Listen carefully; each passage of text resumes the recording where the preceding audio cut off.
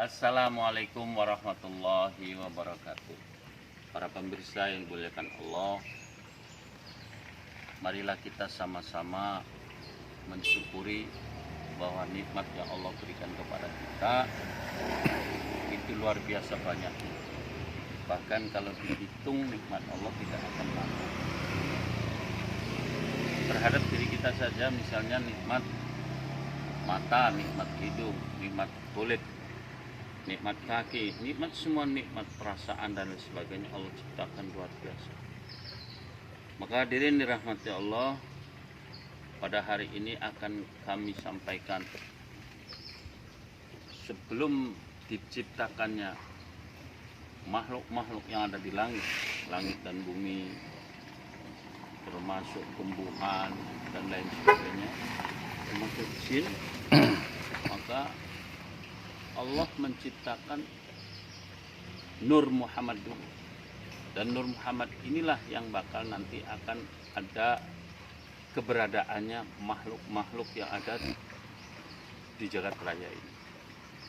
Maka setelah Allah menciptakan Nur Muhammad, Allah ciptakan langit, Allah ciptakan bumi, Allah ciptakan semuanya, jin dan lain sebagainya. Akhirnya Allah menciptakan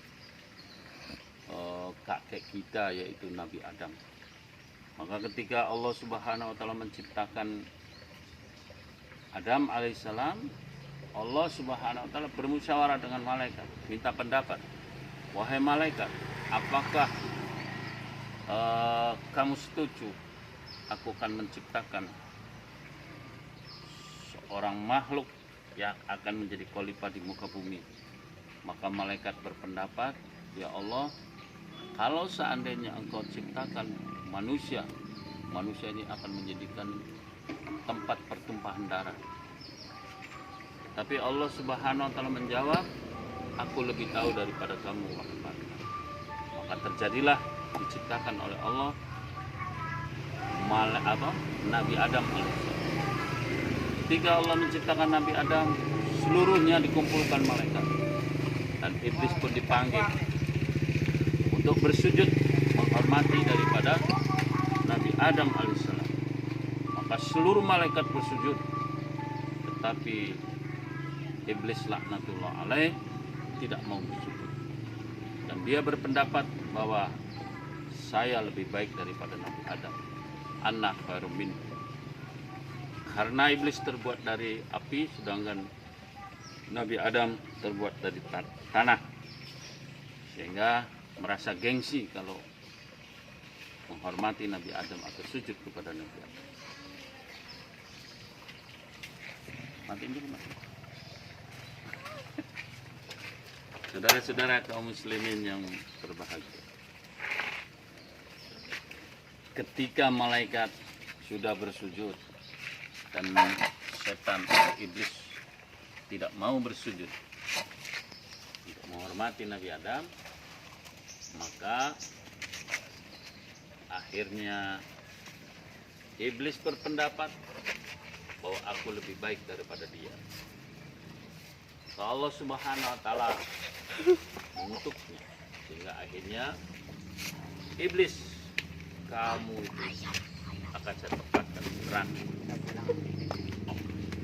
Karena kesombongan, ketakuran iblis itulah yang menyebabkan iblis jatuh dari pandangan Allah sehingga masuk ke dalam neraka.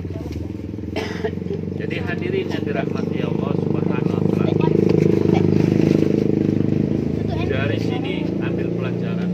Iya, itu bisa di motor itu. Bahwa kesombongan, ketakaburan akan menyebabkan kita jatuh dari pandangan Allah dan akan menyebabkan Allah tidak suka dengan kita. Nah, tidak usah sombong. Baru punya mobil 1 sombong, baru punya mobil 2 sombong. Kalau orang nggak punya lagi, apa lebih sombong lagi, itu namanya keterlaluan. Maka tidak. Jadi saudara-saudaraku yang dirahmati Allah Subhanahu wa Ta'ala, ketika Nabi Adam itu mendapatkan cemoohan daripada iblis, maka iblis jadi dilaknat oleh Allah masuk ke dalam neraka, maka iblis mempunyai permintaan.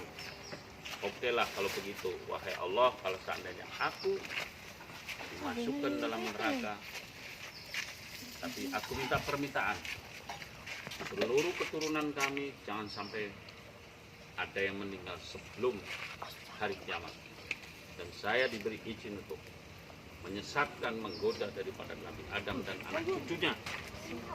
Kata Allah, silakan, hanya orang-orang yang beriman dan bertakwa kepada Allah yang tidak akan mampu disesatkan oleh kami. Maka sekali lagi, orang yang beriman dan bertakwa kepada Allah tidak akan bisa disesatkan oleh iblis, kecuali orang yang tidak ada imannya dan tidak takwa kepada Allah.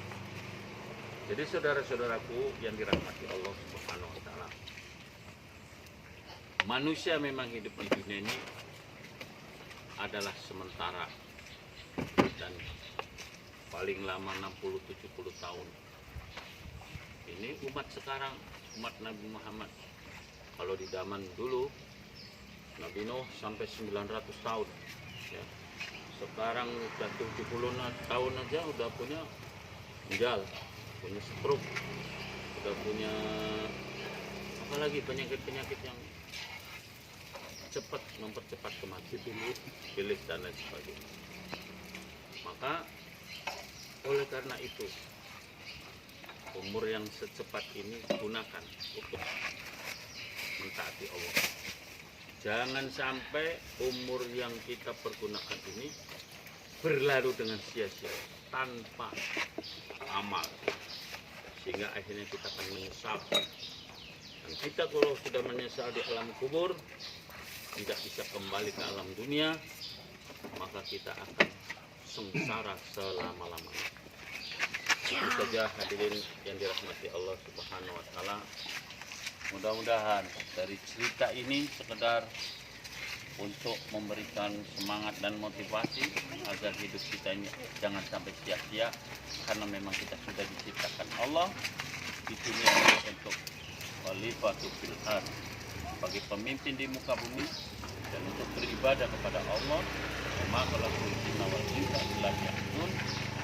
Dan yang ketiga, jangan lupa bahwa kita diciptakan oleh Allah untuk saling mengingatkan. Balighu anni walau ayat, sampaikan walaupun satu ayat, menyelamatkan orang lain agar orang lain juga selamat. Jangan selamat dirinya sendiri. Bagaimana orang lain bisa selamat bersama kita, masuk surga bersama kita, sehingga kita akan bahagia selama-lamanya. Kita jawab hidayah. Assalamualaikum warahmatullahi wabarakatuh. Waalaikumsalam warahmatullahi wabarakatuh. Allahu Akbar, Allahu Akbar, Allahu Akbar.